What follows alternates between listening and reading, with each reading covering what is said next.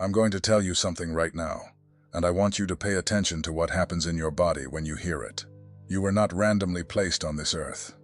You were not one of 8 billion coincidences walking around looking for meaning. You were set apart before your mother held you for the first time.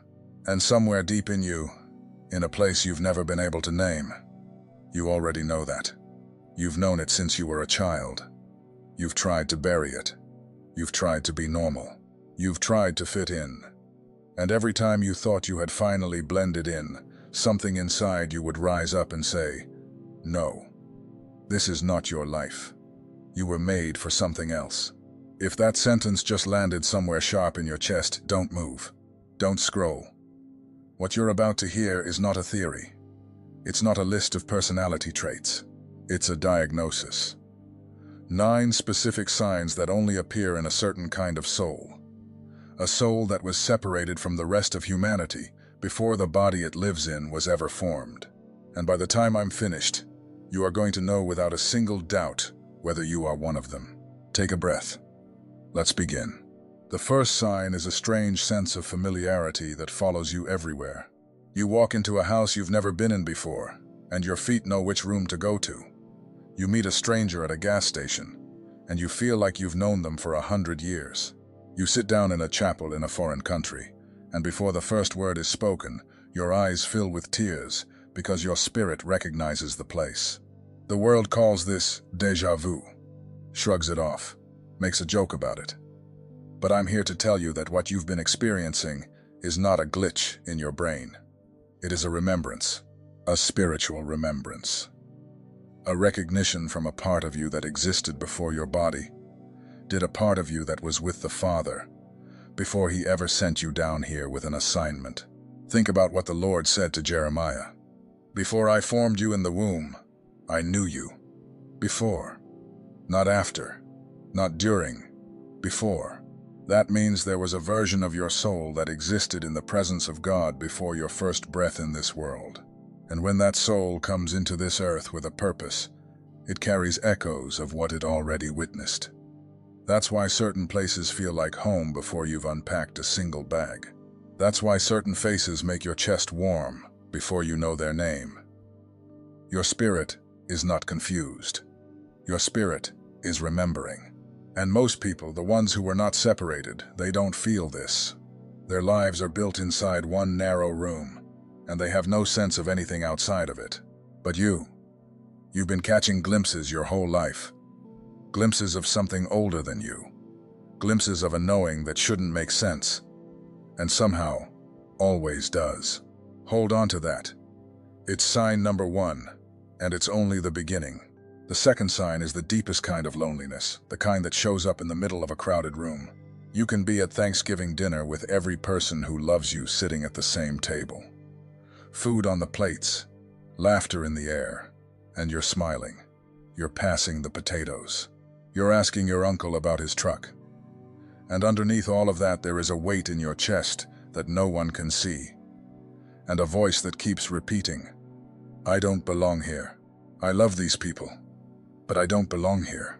You felt it in the break room, at work. You felt it at church potlucks.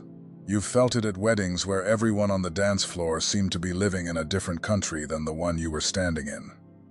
And the worst part is, you could never explain it. Because on paper, everything was fine. So you'd tell yourself you were being dramatic. You'd tell yourself to snap out of it. You'd pour another drink. You'd join the conversation. You'd push it back down. But it never went away. Because it was never about the room. It was about the kingdom. Separated souls carry the citizenship of somewhere else. Paul said it plainly. Times our citizenship is in heaven. He wasn't using a metaphor. He was describing the exact sensation that has followed you since you were old enough to walk. The feeling that your real home is not on any map. The feeling that even the people who love you the most were given to you for a season, not for an answer. You are a traveler. You were always a traveler. And travelers don't feel at home on the road. They feel at home at the destination, and the destination is not yet. So stop apologizing for being quiet at the party. Stop beating yourself up for needing to leave early. Stop asking yourself what's wrong with you. The loneliness you've been carrying is not a flaw. It is a passport stamp.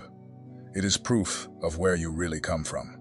And listen to me carefully on this one, because I've watched too many separated souls destroy themselves trying to belong to places they were never meant to fit into.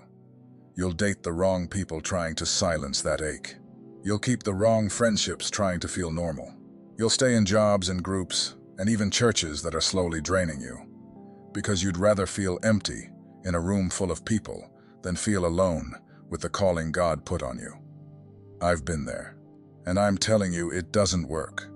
You cannot caffeinate your way out of your own assignment. You cannot socialize your way out of who you were made to be. The loneliness will keep coming back until you finally sit down with the Lord and let Him show you what it was always trying to point you toward. The third sign is a fear you've never been able to explain, living inside you since before you had words for it. Maybe it's deep water. Maybe it's heights. Maybe it's small rooms with no windows. Maybe it's something even stranger, a fear of a particular sound, a particular time of night, a particular kind of storm. And it's not a rational fear. Nothing happened to you. You didn't almost drown as a child. You didn't get stuck in an elevator. And yet the fear sits in your body like it has memories of its own. Most people will tell you that's just anxiety, just something to medicate, just something to push through. But I want you to consider another possibility. What if the fear is not something wrong with you, but something your spirit is trying to tell you? Separated souls carry sensitivities that normal souls do not. You pick up on things that are not happening to you. You register warnings that are not yours. Your spirit has been trained in rooms you cannot consciously remember, and sometimes it sounds alarms for reasons you will not understand until much later. Think about Peter, walking on the water. He was doing fine, supernaturally fine, until he looked down and felt the fear. And Jesus didn't tell him the fear wasn't real. Jesus reached for him. Jesus pulled him back up. Because the fear of a separated soul is not something to be mocked or dismissed. It is something to be surrendered to the one who has the authority to calm it. If there is a fear that has followed you since childhood, and you've never had a logical explanation for it, stop trying to build one. Instead, take it to prayer. Ask the Lord what He placed there and why. Because sometimes a fear is a door, and the person who walks through it with Him on the other side finds out what they were really made to carry. The fourth sign is a pull toward ancient things, a hunger that has no earthly explanation. Other kids were obsessed with cartoons. You were obsessed with old Bibles. Other kids wanted video games. You wanted to know what life was like 2,000 years ago. You'd sit in libraries. You'd stare at paintings of Jerusalem. You'd ask questions about the desert, about the Red Sea, about the people who walked barefoot through the book of Genesis, and nobody around you understood why. That hunger is not random. That hunger is the spiritual equivalent of a salmon being drawn upstream toward the water it was born in. You are drawn to the ancient because your soul is ancient. Not in some strange reincarnation sense. I'm not saying that. I'm saying something more biblical than that. I'm saying that the calling on your life has roots that go all the way back to the oldest covenant stories, and when you read them, something in you recognizes the shape of what's on your own life. You read about Moses in the wilderness, and your stomach tightens because you know that place. You read about David hiding in caves, and your eyes fill with tears because you know that loneliness. You read about Elijah under the juniper tree and you think, that's me. That was me last Tuesday. This is not imagination. This is lineage, spiritual lineage. The God of Abraham, Isaac, and Jacob is the same God who stitched together the specific assignment that is sitting on your shoulders right now. And when you pull on the ancient stories, you are not escaping your life. You are finding the map of it. Honor that pull. Read the old stories. Sit with them. Let them read you back. And notice this when you're reading the scripture. There are certain passages that seem to grab you by the collar. Other believers skim right past them. But you stop. You read the verse again. You read it a third time. You feel something lift off the page and enter your chest. That's not an accident. That's the Spirit underlining a passage for you specifically, because there is something in that verse that belongs to your assignment. Mark those passages. Write them down. Keep a notebook of the verses that stopped you cold. Over time, you'll look back at that notebook and see a portrait of the calling on your life, written in God's own handwriting. Through words He left behind thousands of years ago for you to find. The fifth sign is an unexplainable calling towards specific places. There's a city you've never visited that appears in your thoughts at random moments. There's a country you've never seen that makes your eyes water when you hear its name. There's a mountain, a coastline, a small town, a church on a hill, something that keeps showing up in your life through songs, through strangers' conversations, through pictures on your phone. And every time it does, your chest tightens, like it's trying to say, "Go." You have been told this is just wanderlust. You have been told it's just a daydream. I'm telling you something different. I'm telling you that separated souls are sometimes assigned to places before they are sent to those places. And the soul, carrying that assignment, will pull the body toward the location even when the mind has no idea why. Abraham heard the call. Go from your country, from your family, to a land that I will show you. Notice God didn't tell him the name of the land first. God told him to go. The knowing came before the information. That's exactly how a separated soul operates. You are pulled before you understand. You are drawn before you are informed. And obedience often looks like booking a ticket to a place you have no rational reason to visit. When you finally arrive at one of these places, you'll know. You'll stand on the ground, and something inside you will settle. You'll feel like a piece of your own life has been returned to you. Don't fight these pulls. Follow them. They are not vacations. They are assignments. Before I give you the next 4 signs, I need to pause for a minute and say something directly to you. Because if you've made it this far without scrolling past, you already know what I'm describing is real. My name is George. I'm not a celebrity. I'm not a trained scholar. I'm a man who carried every single one of these signs for most of his life without understanding any of them. And I spent years trying to force my soul into a shape it was never meant to take because the world told me I was too sensitive, too serious, too different, too much. Until the Lord finally sat me down and showed me what had actually been happening inside me all along. And that's the reason I'm here to save you the years of confusion I wasted. God does not move things without purpose. If this message reached you today, there was a reason before you ever clicked. The secret protocol carries the 7 keys that reveal what was deposited in you before your birth and what the Spirit is beginning to awaken in this exact season. The full audiobook is included to walk with you in your quiet moments. And the Awakening Map, as a bonus, unveiling the 5 stages of spiritual awakening. Where you have been, where you are, and what is coming. Link pinned in the first comment. But divine windows do not stay open indefinitely. Now back to the signs. Because the last 4 are the ones that pull the whole picture together. The 6th sign is experiences that the world cannot explain and keeps trying to talk you out of. You've had a dream about something, and 3 days later it happened exactly the way you saw it.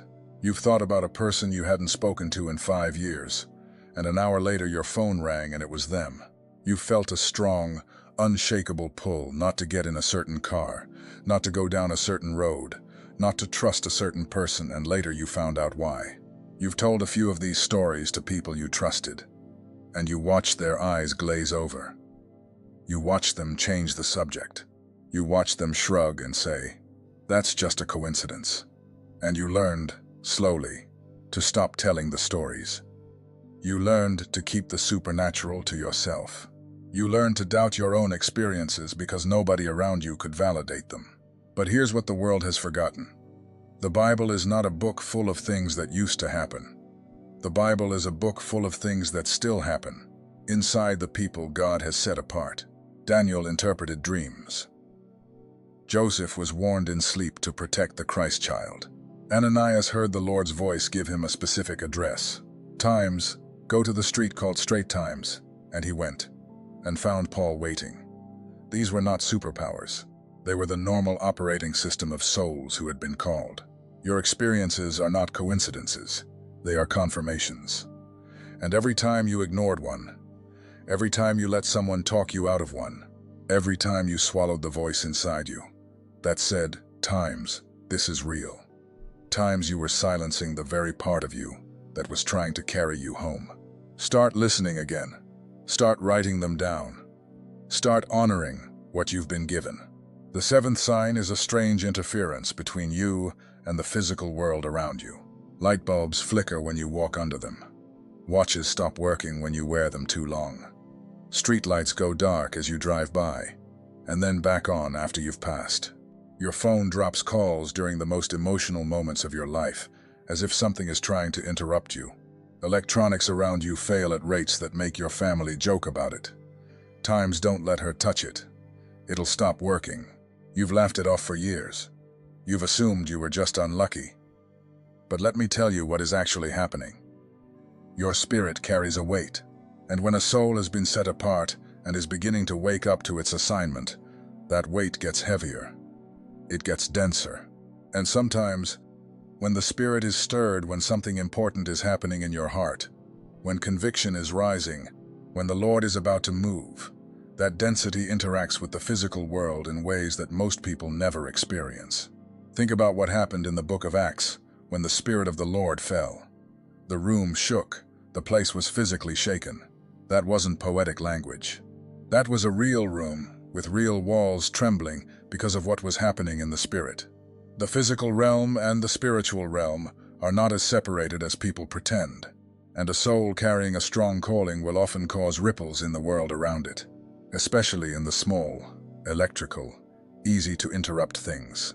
So when your lights flicker, don't roll your eyes. Ask yourself what you were just thinking about. Ask yourself what the Lord might be underlining. The eighth sign is a strange exhaustion after being around certain people, an exhaustion that no amount of sleep can fix. You spent an hour with a family member, and for the next 2 days you feel like you got hit by a truck. You met a friend for coffee, and you drove home and had to lie down in the dark. You attended a family function, and you needed an entire weekend to recover. You've wondered if something is wrong with you. You've wondered if you have some medical condition nobody has found yet. Nothing is wrong with you. You are simply reading what the rest of the room is not reading. Separated souls pick up on the unseen. You are not tired because you are weak. You are tired because you are carrying what the other person couldn't or wouldn't carry: their grief, their unspoken bitterness, their spiritual weight. Jesus felt this too. The woman with the issue of blood touched the edge of his robe, and he stopped in the middle of a moving crowd and said, "Who touched me? I felt power leave me." That was real.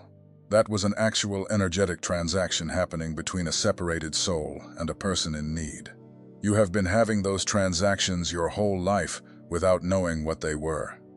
You have been emptying yourself into rooms that didn't even know they were taking from you. And the exhaustion you've carried is the residue of that. Once you understand this, everything changes. You can set limits on who gets access to you. You can learn how to release what isn't yours in prayer. You can stop apologizing for needing solitude. Solitude is not a luxury for a separated soul. It is a requirement. It's how the well gets refilled. And pay attention to the pattern, because the pattern tells you something important. The people who drain you the most are not the strangers. They are the ones closest to you. Sometimes they're family. Sometimes they're friends you've known since high school. Sometimes they're the people you sit next to in the pew every Sunday. That doesn't mean they are evil. That doesn't mean you have to cut them off. It just means they are carrying something heavy that they have not yet handed to the Lord, and your spirit, because it was made to carry weight, keeps trying to pick up the piece of it that falls near you. You were not meant to be a spiritual garbage can for people who refuse to take their own burdens to the cross. You were meant to point them to the one who can lift it, not lift it yourself. Learn the difference. It will save your life. The ninth sign is the one I saved for last, because it is the one that ties all the others together. It is an unshakable sense that you are here for something that has not yet been revealed. You can have the house, the spouse, the kids, the paycheck, the church attendance, the routine, and still, In the quiet hours of the night, when no one else is awake, you lie there and feel the ache. The ache of knowing that this is not the final version of your life. The ache of knowing that something larger is coming. The ache of being a seed that is still underground, crying out for the soil that has your name on it. You've tried to pray it away. You've tried to serve it away. You've tried to work it away. You've taken on more responsibility, more ministry, more volunteering, more goals, and none of it touched the ache. Because the ache is not ambition. The ache is not discontent. The ache is a memory. The memory of what you were sent here to do before you forgot your own name. The Lord said through Jeremiah, "Before you were born, I set you apart." That word times, apart times, is not decorative. It is a position, a placement, a consecration that happened outside of time, before this body, before this family, before this country.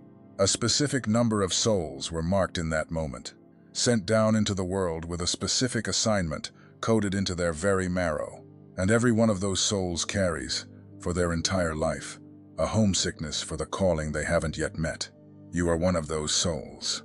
The old familiarity, the loneliness in crowds, the unexplainable fear, the pull toward the ancient, the calling toward certain places, the supernatural experiences, the interference with electronics, the exhaustion around certain people, the ache for what is still coming.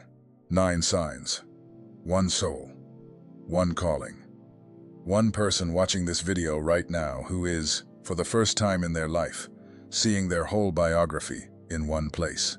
So here is what I want from you. And I want you to do this before you scroll away, because what you write matters more than you realize.